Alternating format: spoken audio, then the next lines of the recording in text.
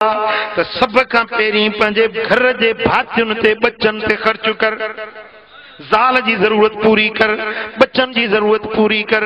मुझा दोस्तों जेकने साईं फरमाइन था अंतुरफा लुकमतन फी इमरातिक, जे गिरहो खणी पंजी घर वारी के वात में विजी गिरहो खाराई त इहा भी तुझी खैरात आ, इने जो भी तुझे ला अजुर।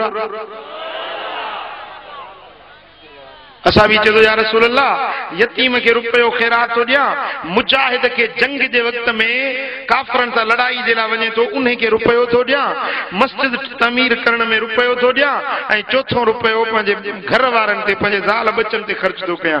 इन मां भलो रुपयो केड़ो? मदीने वारे साईं फरमाइते आहिनि सभिनी मां भलो रुपयो उहो आहे जेको पंहिंजे घर ते पंहिंजे बच्चन ते ख़र्च कयो। ॻाल्हि सम्झ में आई?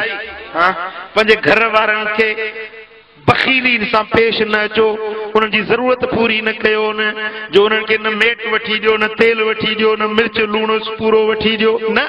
अल्लाह माल ॾिए, पंहिंजे घर वारनि जे मथां कुशादगी सां ख़र्च कयो।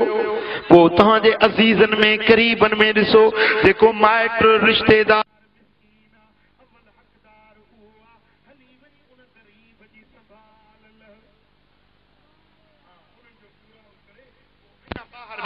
वो पाड़े में ॾिस, ॻोठ में ॾिस, को मरीज़ आ उन जो इलाज कर, कंहिंजी न्याणी बालग वेठी आ उन जे ॾाज जो इंतजाम करे ॾीस। को मुंहिंजा दोस्तों मिस्कीन आ उन जी मदद कर, का बेवा औरत आ उन जी संभाल ल, को यतीम बच्चो आ उन खे कपिड़ो वठी पाराए। जेको यतीम के कपिड़ो वॻो पाराए थो, रब उन खे 70,000 जन्नत जा वेस अता कंदो। हाँ, ओ मुझा प्री प्यारा या भी खैरात आ। के हाजतमंद जी हाजत के पूरो कर त अल्लाह ताला क़यामत जे ॾियारे तुंहिंजूं 70 हाजतूं पूरियूं कंदो।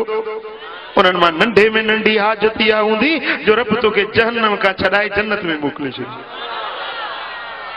या नंढी हाजत हूंदी, वॾियूं अञा तूं पाण अंदाज़ो लॻाए कहिड़ियूं। हाँ, ओ मुझा प्री प्यारा गरीबन जी संभाल ल, अल्लाह ताला जल शानो जे मस्जिदुन जी संभाल ल, खुदा जे घरन के आबाद कर। साईं फरमाइन था जेको मस्जिद में ॾीओ वठी ॿारे न, मस्जिद शरीफ में ॾीओ वठी मस्जिद में ॿारे, अल्लाह ताला उन जे दफ़्तर में 70,000 नेकियूं लिखे थो।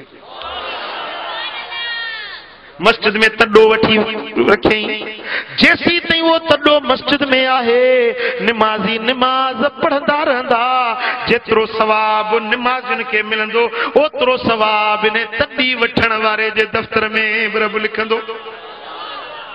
सौदो सस्तो आहे कि न महांगो आहे? हाँ,